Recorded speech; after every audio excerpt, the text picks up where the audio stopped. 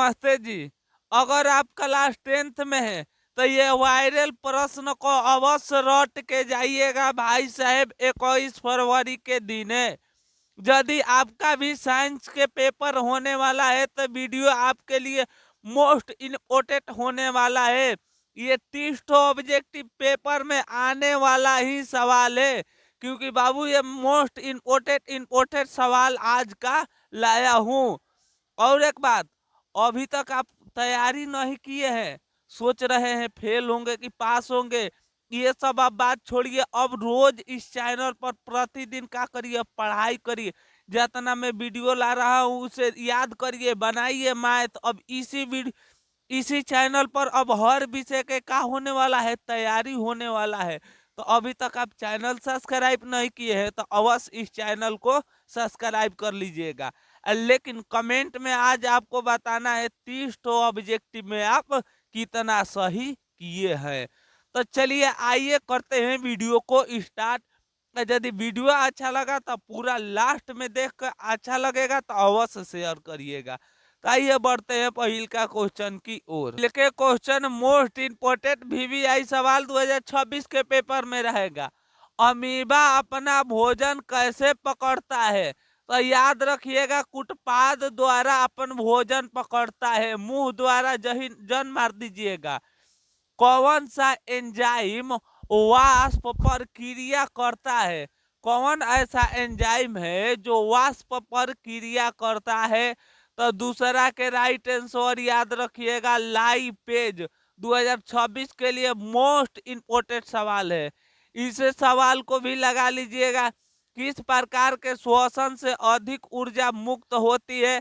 तो याद रखिएगा बबुआ, वायवीय से अधिक ऊर्जा मुक्त होती है। मछली का श्वसन अंग है 2026 के लिए मोस्ट इंपोर्टेंट वीवीआई सवाल। मछली का श्वसन अंग कौन है? तो याद रखिएगा गिल से, इस सवाल को याद रखिएगा, पेपर में सवाल अवश्य छपेगा ही छपेगा। अगला देखिए, आधुनिक आवृत्ति के नियम अनुसार तत्वों को कितने गुण धर्म और कितने आवर्त फलन होते हैं? तो इनका राइट आंसर याद रखिएगा, परमाणु संख्याओं को। आधुनिक आवर्त सारणी की क्षैतिज कारते निम्नलिखित क्या कहलाता है? तो इनका 6 के राइट आंसर याद रखिएगा, आवर्त। लोहे के फ्राइंग पेन के जंग से बचाने के लिए निम्नलिखित में कौन विधि का उपयोग करते हैं? तो याद रखिएगा, सभी प्रकार को गिरिजीकरण, पेंट लगाकर, जिंक का परत लगाकर, सभी। ये सवाल 2 नंबर में भी आएगा। लोहा को जंग लगने से बचाने के लिए हम लोग क्या क्या कर सकते हैं? तो ये तीनों बतियां लिख दीजिएगा 2 नंबर में जब आएगा, तो इस सवाल को भी यही लगा लीजिएगा। 8 नंबर सवाल देखिए, 8 नंबर क्वेश्चन है, निम्न में किस धातु को चूका से आसानी से काटा, चाकू से, सॉरी, किस धातु को चाकू से काटा जा सकता है आसानी से? तो याद रखिएगा, Na। अगला, निम्न में कौन सा गैस चूने के पानी को दूधिया कर देता है? कौन ऐसा गैस है जो चूने के पानी को दूध रंग के कर देता है? तो 9 के राइट आंसर याद रखिएगा, कार्बन डाइऑक्साइड। इस सवाल को भी याद रखिएगा, पेपर में आएगा। टार्ट्रिक अम्ल निम्नलिखित में से किसमें पाया जाता है? तो याद रखिएगा, इनका राइट आंसर हो जाएगा डी, इमली में पाया जाता है। टार्ट्रिक अम्ल किसमें पाया जाता है बाबू? तो याद रखिएगा, इमली में पाया जाता है। तो अभी तक आपका 10 में कितना ऑब्जेक्टिव बाबू सही किए, अवश्य कमेंट में हमें बताइएगा। जो बाबू आज 20 अभी और ऑब्जेक्टिव बची है, यदि अच्छा लग रहा है तो अवश्य अपने दोस्तों के पास क्या करिएगा, इस वीडियो को शेयर करिएगा। ठीक है, तो आइए हम बढ़ते हैं 11 नंबर क्वेश्चन की ओर।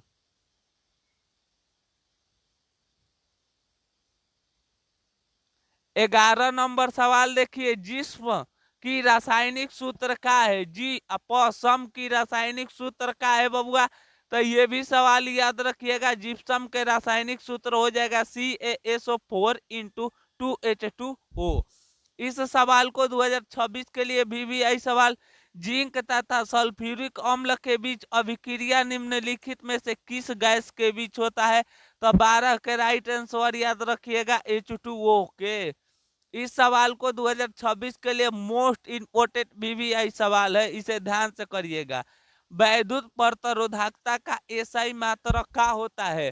तो याद रखिएगा बाबू, वैद्युत प्रतिरोधकता का एसआई मात्रक ओम मीटर होता है। सबसे मोस्ट इम्पोर्टेंट और VVI सवाल, काहे ना प्रथम पाली हो द्वितीय पाली हो, ये सवाल अवश्य रहेगा, इसका 100% गारंटी है। निम्नलिखित में सबसे विद्युत का अच्छा चालक कौन है? तो इनका राइट आंसर याद रखिएगा चानी।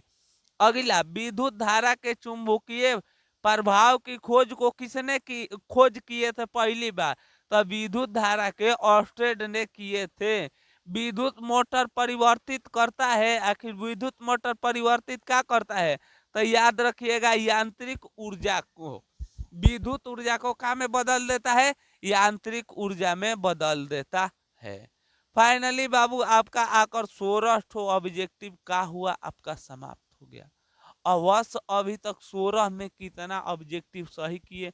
यदि 16 में 15, 13, 10 तक सही हो रहा है तो समझिए आपका अच्छा खासे तैयार हो चुका है।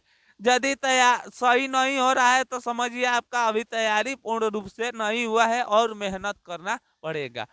तो आइए बढ़ते हैं 17 नंबर क्वेश्चन की ओर। और क्वेश्चन देखिए, निम्नलिखित में कौन अभिक्रिया धातु है? इनमें से कौन अभिक्रियाशील धातु है? तो कौन है बउआ? तो Fe। कार्बन की परमाणु संख्या कितना होती है? 6 होती है। ये होता है नाइट्रोजन का 11 होता है। और अस्तु हाइड्रोकार्बन जिसे कार्बन कार्बन परमाणु के बीच त्रिअबंध होता है वह कहलाता है। किनके बीच त्रिअबंध बनता है? तो इस क्वेश्चन को याद रखिएगा, ये सवाल आएगा 1 नंबर में, तो याद रखिएगा एल्काइन के त्रिबंध बनता है। ए एथेनॉल की क्रियाशील मूलक का सूत्र है। कौन एथेनॉल का क्रियाशील मूलक का सूत्र है बाबू? तो याद रखिएगा बॉन्ड OH। अगला सवाल देखिए, एस्टोमाटी के खुलने और बंद होने की क्रिया को नियंत्रित कौन करता है? खुलने और स्टोमाटी को खुलने और बंद करने की प्रक्रिया को नियंत्रित कौन करता है? तो आप कहिएगा द्वारा कोशिका। निम्न में विक की संरचना क्रियात्मक होता है, तो विक का कौन सा संरचनात्मक होता है बबुआ? तो 22 के राइट आंसर याद रखिएगा नाइफ्रॉन। मानो प्रमुख उत्सर्जन अंग कौन है? 2026 के लिए VVI सवाल प्रथम पाली हो चाहे द्वितीय अवश्य पेपर में छपेगा। तो मानव का उत्सर्जित अंग है विक। एंडोजेन क्या कहलाता है? तो ये इसका राइट आंसर रखिएगा एंडोजोन एक नर का हार्मोन लिंक है। अगला सवाल देखिए, जब किसी अभिक्रिया के समय पदार्थ को ऑक्सीजन की वृद्धि होती है तो निम्नलिखित में से क्या कहा जाता है?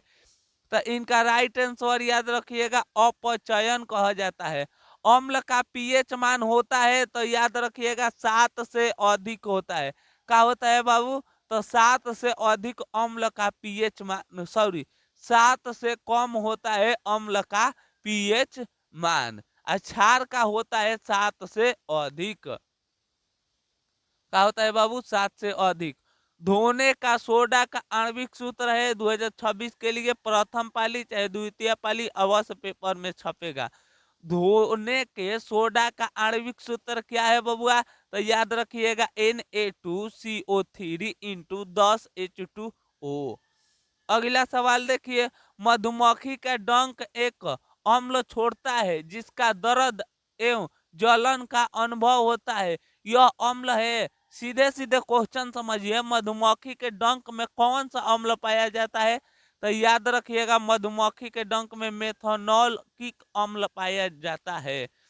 2026 के लिए मोस्ट इंपोर्टेंट और पावरफुल VVI सवाल, ये भी प्रथम पाली ना तो द्वितीय पाली में अवश्य छपेगा क्वेश्चन। आयोडीन की कमी से कौन रोग होती है बबुआ? तो याद रखिएगा घेघा रोग होती है। निम्न में कौन प्यूटरी ग्रंथियां निकलने वाली हार्मोन है? किससे प्यूटरिक ग्रंथि निकलती है? तो 30 के राइट आंसर याद रखिएगा, एंड्रोजेन से। तो यहाँ तक बाबू आकर आपका 30 ठो ऑब्जेक्टिव का हो गया, समाप्त हो गया। अब आपका बारी है, कमेंट में हमें बताइएगा आपका 30 में कितना मार्क्स और आया। यदि बाबू आप 30 में 20 भी ऑब्जेक्टिव सही कर लेते हैं तो समझिए आपका अच्छा खासा तैयारी है। यदि आपको वीडियो अच्छा लगा तो अवश्य अपने दोस्तों के पास शेयर करिएगा। चलिए तब तक ले मिलेंगे एक और नई वीडियो के साथ, तब तक ले हंसते रहे मुस्कुराते रहे। जय हिंद दोस्तों।